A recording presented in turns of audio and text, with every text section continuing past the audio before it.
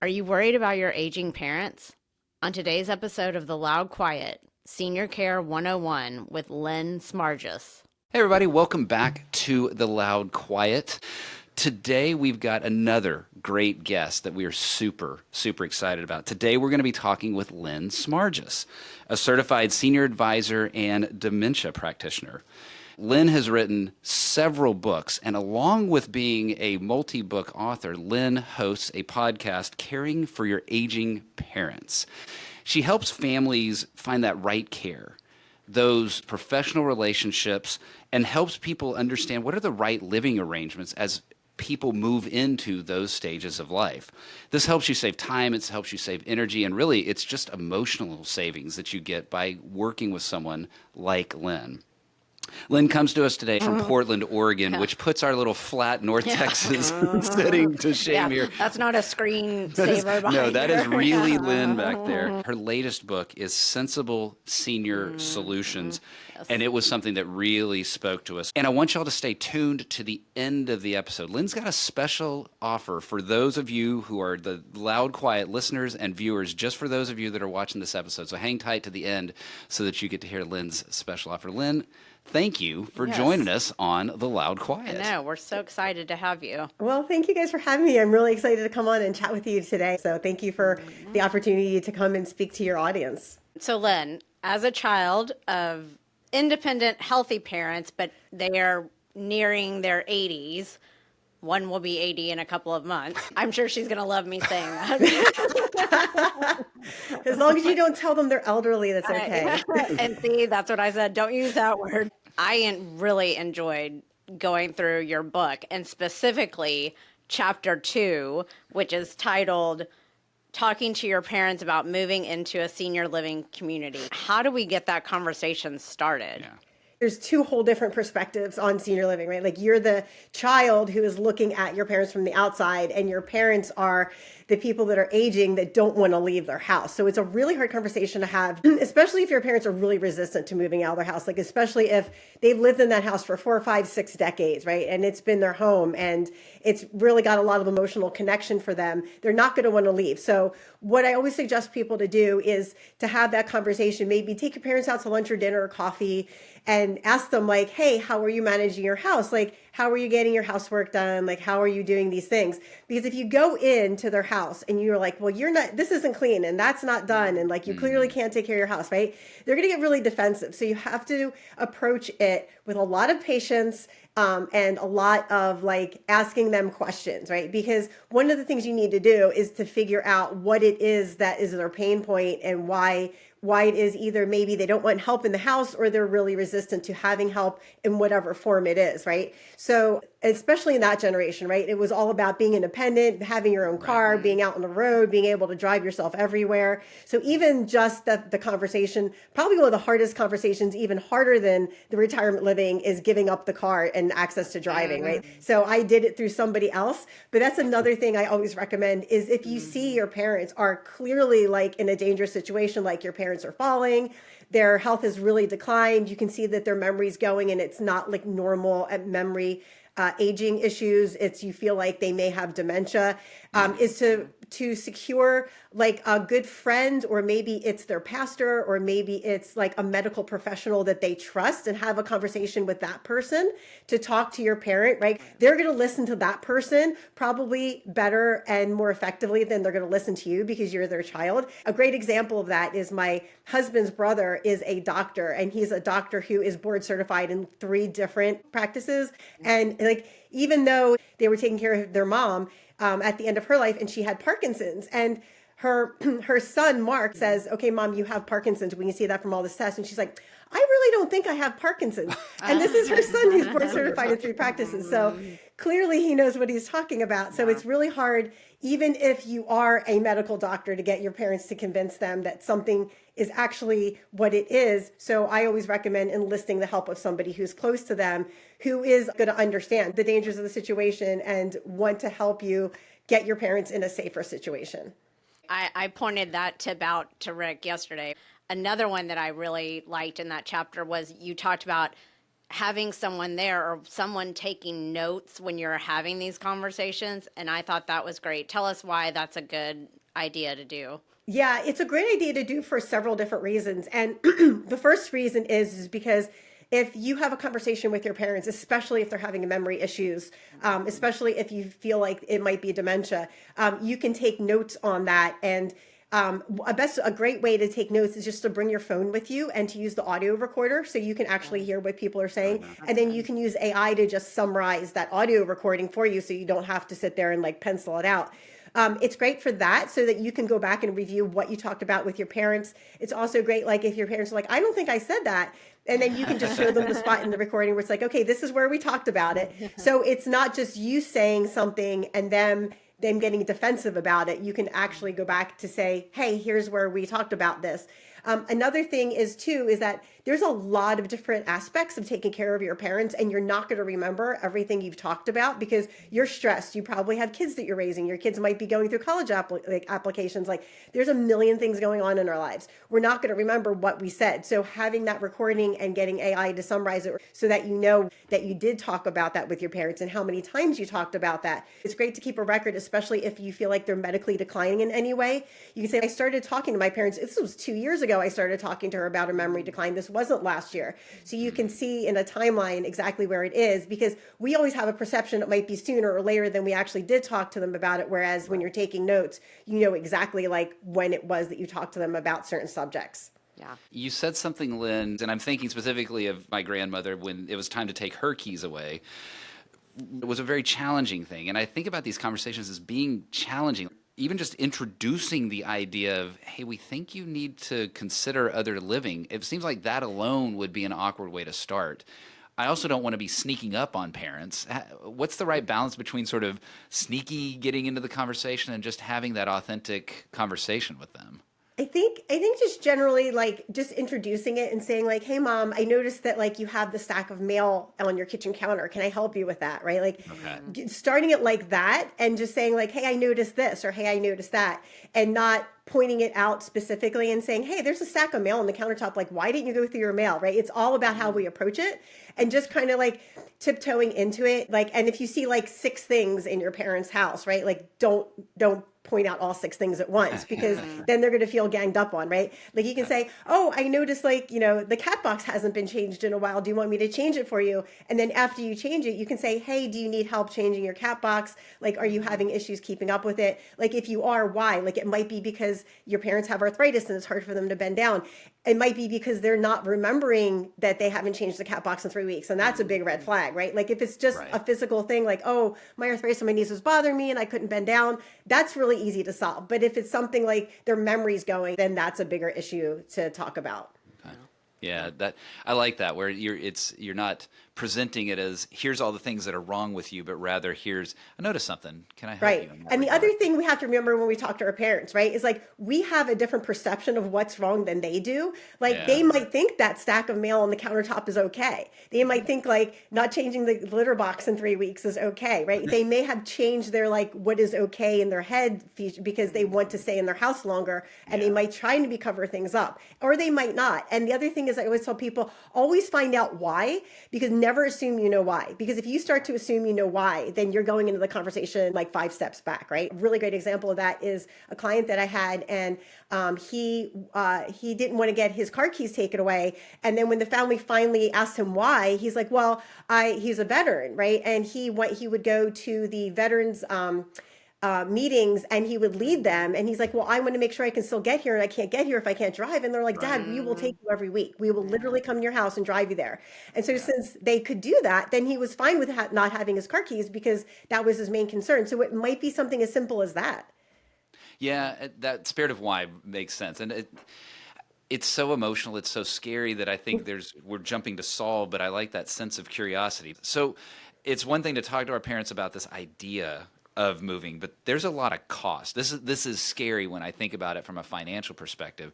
How should we be having those conversations with them? How should we be even considering how we might be able to cover the financial considerations and plan for those with our parents? Well, one of the things that's really beneficial about assisted living specifically is that a lot of assisted living retirement homes, they cover like everything, right? So it's like the landscaping, the housekeeping, the 3 meals a day. So if your parent needs more than 8 hours of care a day in their home, it's actually less expensive to go into assisted living. The other benefit to that is your parents have a fixed like amount they have to pay every month, right? So it's not like inflation, like, oh, your food's going to go up this month, right? If you have to pay for more than 8 hours of care coming into your parents a day, assisted living is going to be more financially feasible for them. There's a lot of different ways people don't know about to pay for their parents' care that I go over in my book. And one of them is actually selling their life insurance. So a lot of seniors will just let their life insurance lapse because they think, oh, well, I'm not going to use this, or I don't need it because, my family's grown up. But if they have an active life insurance policy and you have a life-threatening illness like your stage 4 cancer, you can actually sell your life insurance policy and take that money and use it for whatever you want to use it for. And another thing you can do is if your parents also have a active life insurance policy, which means they're still paying on it every month, that you can look on it for a long-term care insurance rider. So if your parents bought a policy and it's life insurance, talk to their broker or their life insurance policy holder and say, hey, do they have long-term care insurance on this? Because if they do, that's a golden ticket to pay for a lot of care. Because long-term care insurance will pay for care if your parents need help with 2 or more activities of daily living. And those are like dressing, bathing, eating. So if they need help with at least 2 things, then their long-term care insurance will kick in. And a lot of people don't know they have that on their policy. Another thing is veterans benefits. Like a lot of people don't take advantage of the veterans benefits because they feel like it's like a hard process to go through. And I know that there are veterans who were clearly set up to get veterans benefits, but the VA denied it. So they had to get a veterans lawyer, but they did get their benefits because veterans benefits are also retroactive. So if you apply to something and you should have gotten 2 years of it, you actually get that backlog of 2 years of benefits. Definitely look into a lot of things that people typically don't look into because there's a lot of different options out there. One thing I do want to say that please view this for educational or entertainment purposes only. Consult your financial professional and a tax advisor and your lawyer. You did a good job of explaining things in terms that people who aren't in that arena can understand. Can we talk about PIMS? Can we talk about Medicaid and Medicare? Do they play a role in this? Yes, they absolutely do. So one of the biggest misnomers is that people believe that Medicare will pay for assisted living, and Medicare does not pay for assisted living. So what Medicare pays for is if your parents in assisted living and they need like OT or PT and they're coming into their assisted living, they can get Medicare services coming into their assisted living because it's just like when they're at their home and Medicare comes to and Medicare services come to their home. But Medicare does not pay for assisted living. The other thing is that you can have Medicaid pay for assisted living, but you have to do the Medicaid process. And one of the biggest misnomers people have with Medicaid is that they think, oh, I can just donate my money and then that makes me quote unquote look poor and then I'll qualify for Medicaid. And they do what's called a 5-year look back, which a lot of people don't know. And one of my clients, unfortunately, didn't know this. And she said her mom had given them $250,000 in the past 2 years. Well, that 5-year look back is going to cover those past 2 years. So I said, I'm sorry, you're not going to get your dad on Medicaid. So her husband actually had to leave his full-time job to stay home and take care of her dad because he needed somebody 24/7, but they couldn't put him on Medicaid to get him into memory care. But Medicaid does pay for assisted living. However, not every assisted living place takes Medicaid. If you're in California, it's a 2-year wait list to even get on the list to find a place for assisted living if you're on Medicaid. In Oregon, there's very few places that do accept it, especially if it's memory care. So can you get into assisted living or memory care with Medicaid? Yes. Is it really hard? Yes. So when everyone is on the same page, you and your parents have decided to move forward, what's the process? What should we do? Your role as a senior advisor, talk to us about that. Yeah. So as a senior advisor, what I do for people is a couple different things. One is I help them with referrals to other senior professionals in the area, like move organizers and people to move their parents, like physically move them, and house cleaners and all that kind of stuff, right? Because they need to get their parents' house ready for sale. So ideally, what is best is that if you can move your mom or dad or both parents into the assisted living with all of their favorite things, set up their space how they like it, and then anything they're not moving with them, leave in the house and then do an estate sale. Another thing you can do with that is if they can't pay for both with the liquid assets that they have, they can actually get what's called a bridge loan, which gives them like 2 or 3 months with the bank to not have to pay their mortgage because the bank knows that they're selling their house. So that gives them the equity to pay for their assisted living or their independent living, move all of their things they like over there and not have to be in their house when they're selling stuff off. Move all their favorite things into their new place and then do the estate sale, without your parent being there, because you don't want to like be selling things in your parents' house while they're still there, because that's just super stressful on any level, right? So I always recommend, if you can, try to do it where your parents moved out first and then selling their things on the back end. Do you, as a senior advisor, have connections for people that can take people to show them different facilities? How do you pick the right place? Yeah. So when I have a client come to me, they fill out a complete intake form. So I ask them all sorts of questions about like their parents' health and what medications they're taking, because there's certain assisted living facilities that have different levels of care. So I have to make sure that when I'm touring somebody on a place, that place is somewhere that can take them. Like a really big one now is food allergies, right? So I call ahead and make sure that based on my client intake, that it has all the things they're looking for. Like maybe they have a pet, so it has to be pet friendly, right? Like all of those little details. Plus, I already know a lot of the good places that I would put my parents if they were still alive. So that's another advantage of using a senior advisors. They know the good places that they would do a really good job. So as a senior advisor, I help direct my clients to the places I think would be a good fit for them, whether that's like a small group home or a bigger retirement living or independent. And then based on what they tell me about their parent, I can recommend what type of retirement community is going to be best for them. So a recent referral was her mom has dementia and they want to move her into a memory care and then 6 months later move her into a small group retirement home. That's not a good idea for someone's dementia, because 6 months down the line, they're not going to know what's going on. And when you move them, they're going to be very stressed and very anxious about it, right? So I tell people, if you're moving someone with dementia, you want to make one move and that's it. So tell our listeners, how do we find a senior advisor in our area? Yeah, so there's a few different ways to find a senior advisor. You can just literally Google like senior advisor in my area, and senior advisors will pop up. I also do a service where I just recommend for free a senior advisor. So I'm part of the Certified Senior Advisors of America, and we have a whole like community. And I only recommend certified senior advisors because I feel like with that certification, you have a little bit of a better like knowledge base on like what to do and how to approach your clients. That's a service I just provide for free for people. I usually refer them to a couple so they can pick from 1 or 2 people and find out like which one they like the best. I'll refer them and give them all their information. I can see why someone would need to work with a senior advisor. And my mom passed away from Alzheimer's a year ago, and there's probably things that we would have benefited from some of that as well. I'm thinking about that move-in moment. So we talked about planning for it. We talked about paying for it. We talked about getting the right advice to get there. Now it's that time to actually make that move. We've got listeners and viewers right now that are thinking, yeah, I have to do that with my parents in the next week, the next month.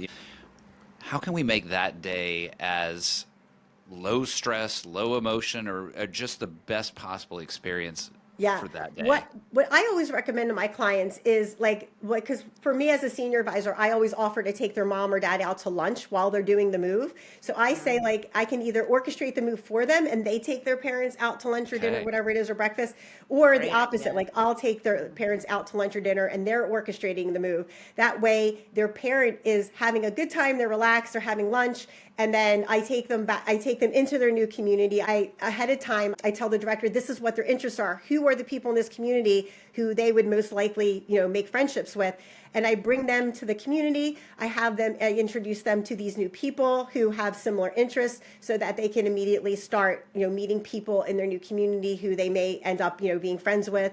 And so just trying to make that transition as easy as possible. It's very similar to moving a kid to a new school, especially if it's not like a year where everybody starts the same, right? If it's not like 6th grade and it's middle school, or it's not like freshman year in high school and you come in like junior year of high school, right? That's harder to get in with the group. So Yeah. She knows. I had to do that. Yep. So it's very similar to that. I actually kind of felt myself choking up a little bit there thinking about that moment of, that move-in moment for my mom and what that was like, and some of the. So, Lynn, I think the tips that you gave there are particularly valuable. Yeah. One more quick tip.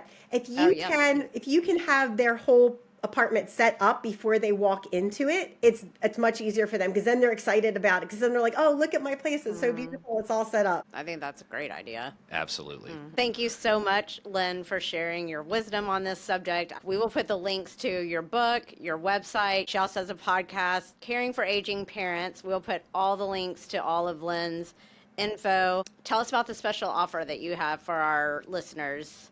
Yeah, so the special offer I have for your listeners is if they purchase my book, Sensible Senior Solutions, on Amazon, if they purchase either an ebook copy or a paperback copy, and they just email me their receipt, and you can just contact me through my website, caringforyouragingparents.com, and you just fill out the contact form, put your receipt on there, and then I will send you an audiobook code to get a free audiobook with that of Sensible Senior Solutions. So you'll have the audiobook to go along with your either paperback copy or ebook copy.